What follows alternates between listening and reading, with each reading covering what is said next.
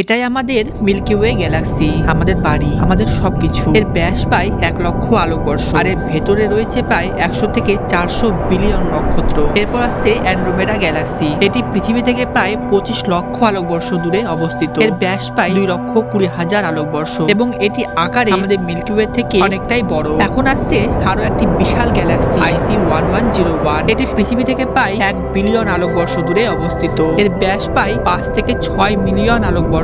Milky way তুলনায় IC1101 প্রায় 50 গুণেরও বেশি বড়। আর এই সমস্ত গ্যালাক্সি থেকেও বড় ESO 38376 গ্যালাক্সি, একটি আল্ট্রা জায়েন্ট ইলিপ্টিক্যাল গ্যালাক্সি। এর আকার IC1101 এর থেকেও অনেকটা বড়, অনেকটা ঘন এবং অনেকটা উজ্জ্বল। এই গ্যালাক্সির সামনে আমাদের গ্যালাক্সি মিল্কি ওয়ে একটি ধুলো কণার সমানও নয়। আর এরকম ইনফরমেশন যুক্ত ভিডিও পেতে এখনই অ্যাস্ট্রোনট এক্সপ্রেস চ্যানেলটি সবাই সাবস্ক্রাইব করেন। সবাই সুস্থ থাকেন, সাবধানে থাকেন, আর হ্যাপি নিউ ইয়ার। ধন্যবাদ।